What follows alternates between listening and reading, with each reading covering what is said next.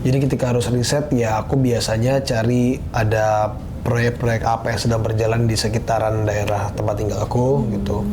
Entah proyek bangunan atau rumah tok gitu. Nanti aku nanya-nanya soal gimana cara.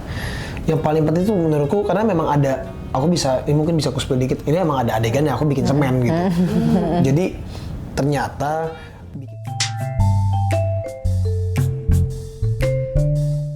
Halo Sobat 21. Aku Gisha Alvaro, aku berperan sebagai Yuda di film Tumbal Proyek.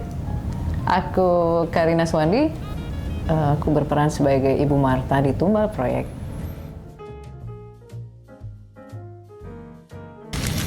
Mitos. Penasaran.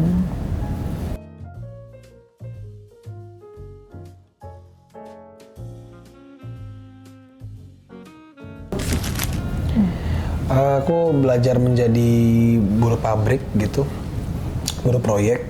Jadi aku belajar nyemen, belajar nyangkul, belajar bikin semen, belajar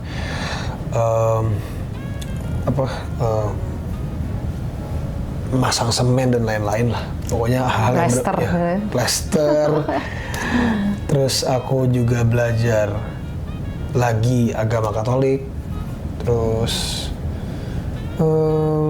belajar jadi manusia yang lebih baik lagi.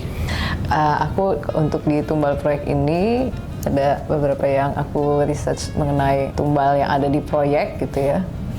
Seperti apa sih kegiatan yang dilakukan di proyek sampai mungkin harus seperti itu, dan pekerjaan yang mungkin dibilang mitos berhubungan dengan penumbalan itu tuh di sisi apa konstruksi atau apa gitu. Terus di sini aku mempersiapkan diri untuk ada beberapa adegan yang menurut aku cukup challenging sih. Ini it's been a while saya nggak melakukan adegan ini, dan pada saat itu pertama kali aku ketemu sama Kisha sama Kalista, jadi kita kayak get to know each other di saat itu, dan ya mungkin bisa dibilang cukup klop ya langsung. Iya Bu, cepet banget Bu klopnya. Dia Kisha orangnya gampang approach dan very adaptive gitu. Kalau ini Bu, belajar karakter baik, riset nggak? Apa terbaik? Riset karakter baik nggak? Cara menjadi karakter baik? Kan biasa. Udah baik. Udah.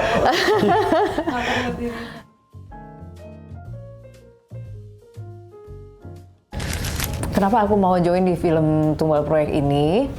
Sebetulnya sebelum Tumbal Proyek ini aku ada 1,5 tahun mungkin dikala horor lagi banyak, aku tidak mengambil film horor. Tapi waktu itu Mas Jero Point, sutradaranya, dia juga yang menulis ya. Yeah. Itu menghubungi aku juga dari pihak di company. Akhirnya kita ngobrol banyak mengenai cerita, treatment juga, bagaimana sih treatment ini gitu. Karena sebetulnya untuk kembali lagi ke horor itu, aku kayak perlu dikuatkan gitu. Karena ada sedikit trauma di film horor yang sebelumnya 1,5 tahun sebelum saya syuting sama Mas Jero. Jadi dia menguatkan saya dan memberikan detail bahwa oh ini treatmentnya gini. Terus saya pasti akan ada di sana dan kita semua pasti akan menjaga ini supaya ini menjadi satu produksi yang safety-nya bagus gitu.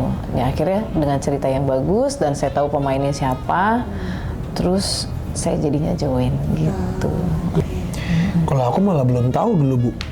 Ceritanya. Siapa aja yang main. Oh gitu? Iya, nggak tahu aku. Oh kamu soalnya udah duluan ya? Berarti kan belum tahu pemain yang lain, berarti kamu duluan. Berarti kamu paling dulu dong. Luar biasa ya Kisha ya. Wow, ini kayaknya sampai tahun depan. Udah berapa kontraknya? Amin. Amin. Kalau aku di awal karena belum tahu pemainnya siapa, jadi lebih ke cerita sih Bu. Aku minta sinopsis, terus minta waktu itu masih draft 1 apa draft 2 gitu. Aku baca, itu menarik ya gitu. Karena aku biasa main film horor kan yang sebelum-sebelumnya pasti hanya bersangkutan dengan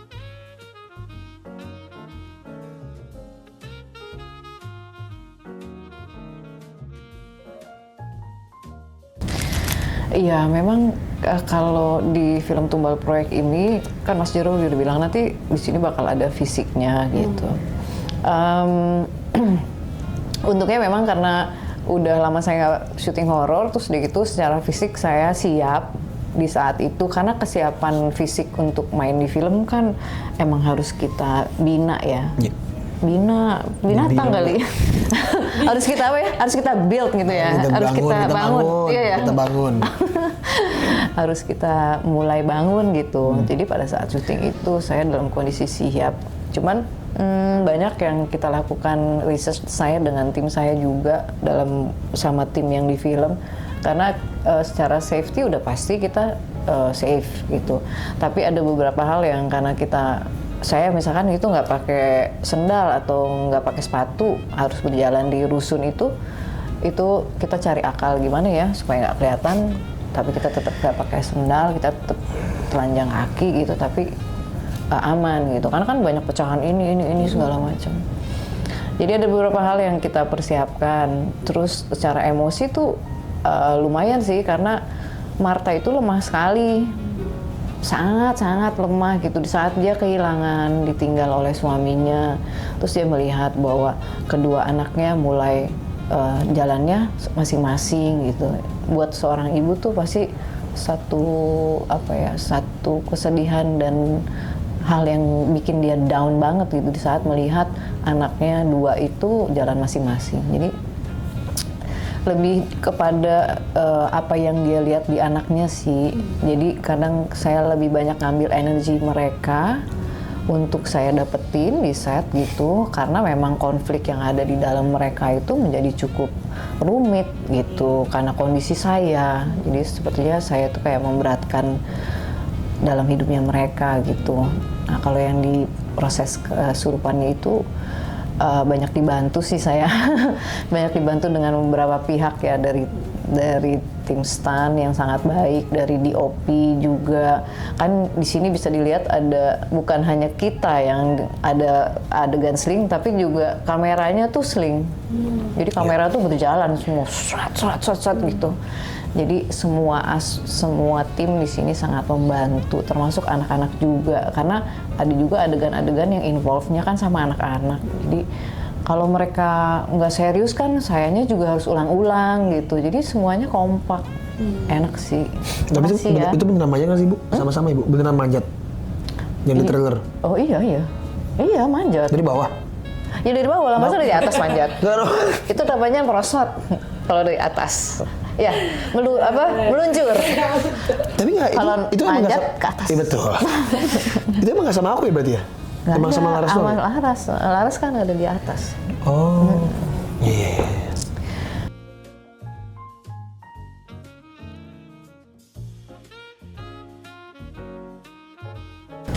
Oh dibangun setnya? Dibangun ya. Dibangun. Buat kecuali rusun ya, kalau rusun dibangun kan kayaknya kelamaan. Kalau rusun tuh itu tuh bener-bener kayak udah nggak perlu di aging tau nggak? Iya, rusunnya bener. Serem banget. Nambahin lagi yang kalau buat jembatan Suramadu kan memang sudah di-spin sama Pak Keke, kalau itu memang CGI gitu.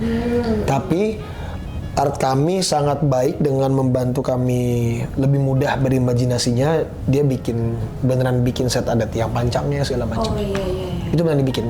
Dan ada berapa set ya yang itu? Dua tempat loh kita syutingnya. Oh tiga. Tiga tempat ya untuk membuat satu adegan di area jembatan itu. Oh iya, tiga tempat loh. Dan jauh-jauh itu. Ini bagus kayaknya Bu.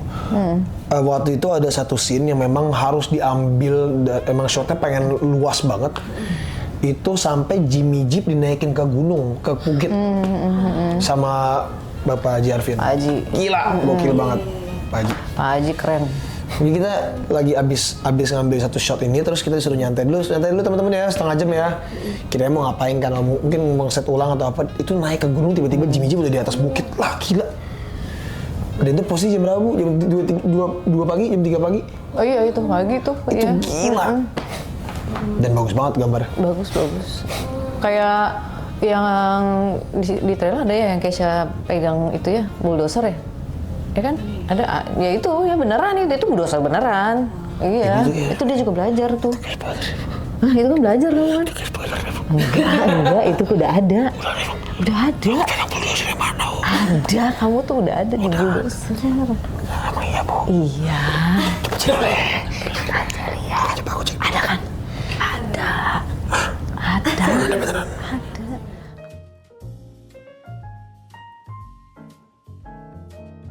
Gini aja deh, ngobrol, ketawa-ketawa, gosip, ngalor ngidul, Dia suka main game, biliar, nyanyi. Terus pokoknya icebreaker lah kalau Kisha sih di set ya. Ibu tuh lebih mantau nggak sih, Bu? Jadi ibu tuh Aku lebih tuh ke observe. ngeliatin aku sama Aca main. Jadi ada juga di belakang-belakang yang pas ada kerasukan gitu, aku kan jadi tahu diri ya. Aku kan nggak ngumpul sama mereka ya. Kan males sekali ngelihat aku gitu ya. Ya kan? Jadi aku sadar diri lah. Iya. Iya nggak sih? Pas kesurupan. Oh. Maksud sih aku ada di situ gitu, terus mereka yang ngeliatin aku gitu kan. Aku ya udah aku ke ruang makeup aja deh. Gitu. Ya kan? Iya. Lucu banget. Ibu kok menghindar? Kalau nggak kan males kan ngelihat aku jam Iya. segitu. Bu ngapain sih, Bu? Iya, Jam segini masih make Aku juga up-an. aku aja males ngeliat aku Iya. sendiri ya kan. Masih pakai make up jam segini. Iya. Iya gitu.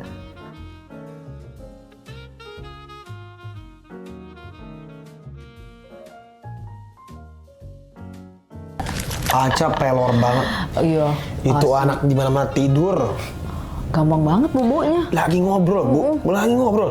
Iya, Cak. Oh, gini-gini. Iya, Bang. Kamu gini-gini. Oh iya, Cak. Kalau kamu tuh segala macam. Tidur. Gak Terus dia masuk tuh akal. lucu karena dia tuh manja gitu. Jadi kayak Iya. ibu Iya, Aca tuh gitu. Aca tuh kelingi banget. manja, Ibu sih kelingi kelingnya banget. banget Iya. ya. Jadi emang ya karena secara chemistry emang begitu. Kalau sama Kisha deket, tapi karena dia kan punya misi gitu, dan dia juga mau ngelindungin keluarganya, jadi dia lebih banyak di luar, makanya yang lebih banyak kayak gitu teddy bear, Kalista. Iya. Bener tadi bear apa bukan tadi bear, Bu, apa? Apa namanya ya? Apa? Agis. Apa namanya? Kadal monster sebutannya. Oh, ada ya kadal Cuddling monster monster. Ya bukan sih? Kalau orang yang kerjanya melukin orang aja. Oh iya. Kadal monster. Oh, iya, iya. Ya itu ke ibu tuh, Aca tuh kadal monster ke ibu. Kalau aku lebih ke Bang, Oh iya. Bang, ngantuk Bang. Bang, mau beres juga nih Bang. Ngadu. Iya, kalau kamu aja ngomel aja. Ngadu ke kakak. Ngedumel. Ngedumel dia ngedumel. Pokoknya kalau Aca nyamperin. Aku capek nih, Iya. gitu kan. Kenapa Aku lagi? lapar. Iya. Kasih gitu. Kenapa lagi? Dia kayak kakak adik sih mereka berdua.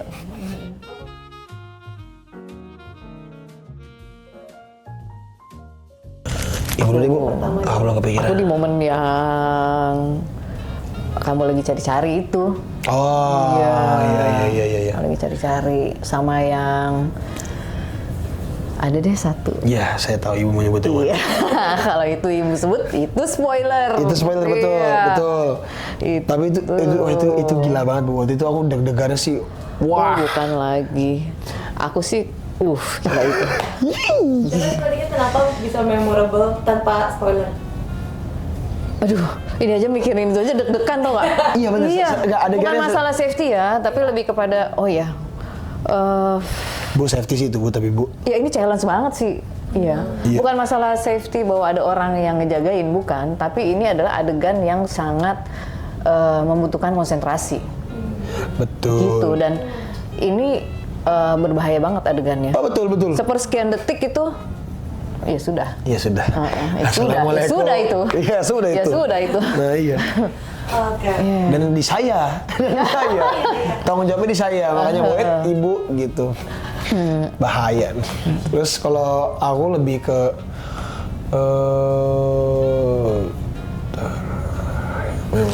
memorable apa? Soalnya hampir semua scene-ku tuh berat semua, jadi semuanya keinget.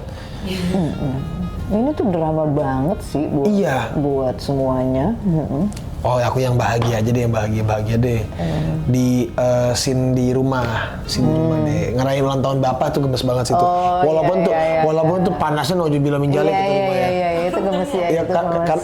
karena kita cerita harus ngambil apa day for night. Jadi apa ditutup gitu kan semuanya kan. Depannya panas banget di jam 2 siang itu dikekang di rumah. Hujan buset lagi dah. ya di saat itu, Iya, iya kan? semen itu udah ngocor semennya itu wah, sauna. Dan itu adegan berkumpul Iya. sama bapak. Sama ya? bapak berkumpul sama bapak tuh Iya. berempat.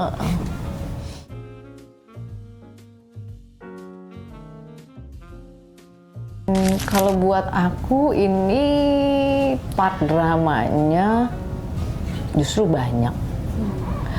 Part horornya yang tadi Kisha bilang itu, ini tidak melulu jump scare, tapi lebih kayak flow. Terus kita ini tidak ada entitas gitu.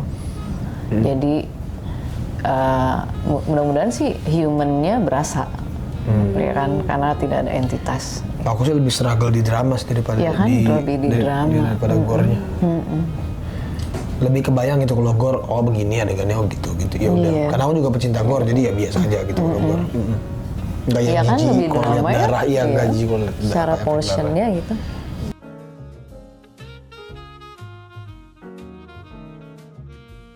darah. Seberapa relate tergantung dari apa namanya ekosistem sosial di tempat masing-masing. Latar belakang sosial Iya, latar belakang sosialnya. dan pekerjaan kan. Iya, Ya. kalau memang mungkin yang daerah-daerah yang banyak pembangunan pasti akan lebih relate gitu. Atau daerah-daerah yang keluarganya makmur bisa lebih relate gitu. Iya. Atau balik lagi ke orangnya. Cuman kalau mau ngomongin general ya, aku bisa bilang 7 atau 8/10 lah relate-nya. Sebenarnya relate-nya mungkin kan di film ini kan berbicara tentang kehilangan ya. Sebetulnya kan kalau kayak kita, misalkan saya tinggal di satu daerah gitu, saya tinggal di sini, terus anak saya misalkan sekolahnya atau kerjanya keluar kota gitu, terus tiba-tiba nggak kembali lagi, itu kan suatu hal yang tragic gitu. Nah, kalau yang tadi Kisha bilang berdasarkan latar belakang masing-masing, ada kan bisa buruh pekerja gitu ya yang merantau, atau misalkan bisa juga yang bekerja di luar negeri mungkin di kapal gitu, kan itu juga pekerjaan resiko ya, atau bekerja mungkin sebagai mesus di luar negeri, kan sekarang lagi diminati ya sama luar negeri gitu. Jadi ini sebenarnya lebih kepada kehilangan. Relate-nya seperti itu sih. Bagaimana kita we cope, gimana tuh maksudnya? How to cope, how to cope with ourselves. Karena kan bukan cuma ibu, ya kan, ada anak gitu. Sama lah mungkin kalau kondisinya juga mungkin ibunya yang pergi atau anaknya yang pergi, sama pasti di keluarga. Pasti keluarga tuh agak sedikit pecah gitu. Iya. Nah gimana tuh cara menyatukannya? Terbuci itu jadi dulu how to cope with ourselves. Cope itu lebih kepada itu loh, kayak how to cope with the tremendous loss gitu loh. Kan loss itu kan ada yang ditinggal meninggal, ada ditinggal pergi. berdamai dengan diri sendiri. Nah itu dia, Ya Allah. gitu. Bagaimana Sulit berdamai sekali. dengan diri sendiri, Iya. gitu, ya kan? Berhasil nggak sih kita sebetulnya di film ini berdamai sama diri sendiri? Itu pertanyaannya. Nah, cakep nggak? Apakah bisa Karena kamu bilang berdamai. apakah kita bisa menjadi versi terbaik dari diri kita? Nah, iya.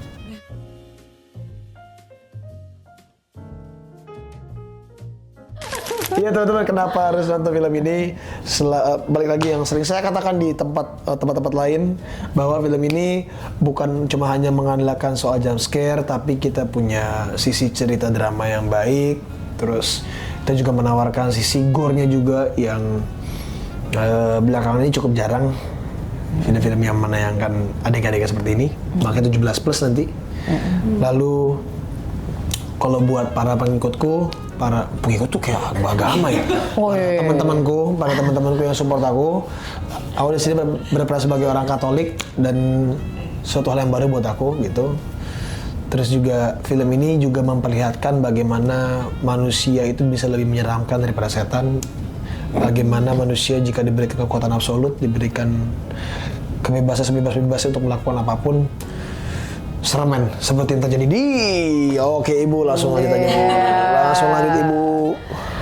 Kenapa harus nonton film Tumbal Proyek? Karena di sini kita memberikan satu cerita yang sangat drama sebetulnya, tapi ada cerita yang sangat gore juga di sini, juga visual yang bagus karena dikerjakan dengan sangat detail.